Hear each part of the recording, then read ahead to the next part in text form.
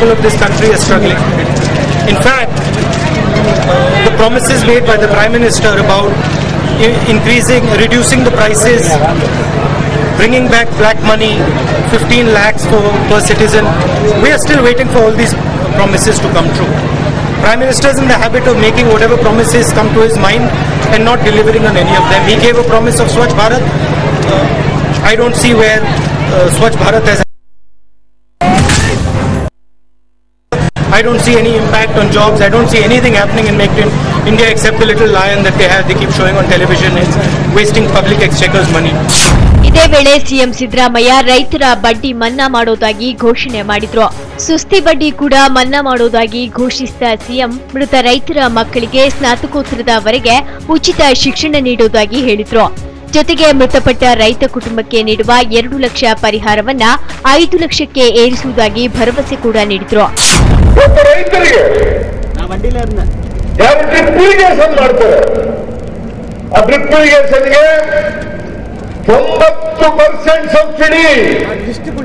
ಬಹುಶಃ ದೇಶದಲ್ಲಿ ಯಾವ ರಾಜ್ಯದಲ್ಲೂ ಕೂಡ ರೈತರಿಗೆ 90% ಸಬ್ಸಿಡಿ ಕೊಡ್ತಕ್ಕಂಥ ನಿರ್ಧಾರವನ್ನ ಮಾಡಿಲ್ಲ.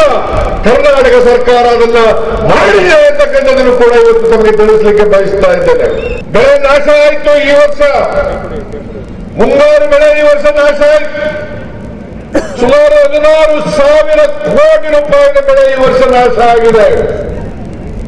ಕಳೆದ 40 ವರ್ಷಗಳಲ್ಲಿ ಇಷ್ಟೊಂದು ಭೀಕರವಾದಂತ ಬರಗಾಲ ಕರ್ನಾಟಕದಲ್ಲಿ ಯಾವ ಕಾಲದಲ್ಲೂ ಕೂಡ ಬಂದಿರಲಿಲ್ಲ.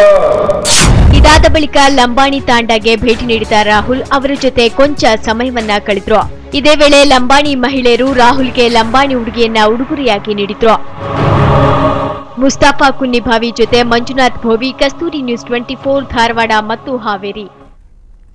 ಮತ್ತೆ ರಾಜ್ಯ ಕಾಂಗ್ರೆಸ್ನಲ್ಲಿ ನಾಯಕತ್ವದ ಬದಲಾವಣೆಯ ಕೂಗು ಎದ್ದಿದೆ. ಹಾವೇರಿಗೆ ಎಐಸಿಸಿ ಉಪಾಧ್ಯಕ್ಷ ಯುವರಾಜ ರಾಹುಲ್ ಗಾಂಧಿ ಭೇಟಿ ನೀಡಿದ ವೇಳೆ ಇಂತಹ ಕೂಗು ಕೇಳಿ ಬಂದಿದೆ. ಕಾಂಗ್ರೆಸ್ನ ಕೆಲ ನಾಯಕರು ರಾಹುಲ್ ಗಾಂಧಿಯನ್ನ ಭೇಟಿ ಮಾಡಿ ನಾಯಕತ್ವ ಬದಲಾವಣೆಗೆ ಬೇಡಿಕೆ ಇಟ್ಟಿದ್ದಾರೆ. ಸಿಎಂ ಸಿದ್ದರಾಮಯ್ಯನವರ ದಲಿತ ವಿರೋಧಿ ನೀತಿಯಿಂದಾಗಿ ದಲಿತ ಸಮುದಾಯ ಕಾಂಗ್ರೆಸ್ನಿಂದ ದೂರ ಸರಿತಾ ಇದೆ. ಆದ್ರಿಂದ ದಲಿತ ಮುಖಂಡರಿಗೆ ನಾಯಕತ್ವ ನೀಡಬೇಕು, ಇದರ ಜೊತೆಗೆ ದಲಿತ ಮತದಾರರನ್ನ ಹಿಡಿದಿಟ್ಕೊಳ್ಬೇಕಿದೆ ಅಂತ ಮುಖಂಡರು ರಾಹುಲ್ಗೆ ಆಗ್ರಹಿಸಿದರು. ಕೆಪಿಸಿಸಿ ಕಾರ್ಯದರ್ಶಿ ನಾರಾಯಣಸ್ವಾಮಿ ಮತ್ತು ಇತರೆ ಮುಖಂಡರು ಹಾವೇರಿಯಲ್ಲಿ ರಾಹುಲ್ ಗಾಂಧಿಯನ್ನ ಭೇಟಿ ಮಾಡಿ ದಲಿತ ನಾಯಕತ್ವಕ್ಕೆ ಮತ್ತು ಸಿದ್ದರಾಮಯ್ಯ ಬದಲಾವಣೆಗೆ ಮನವಿ ಪತ್ರ ನೀಡುವ ಮೂಲಕ ಆಗ್ರಹಿಸಿದ್ದಾರೆ.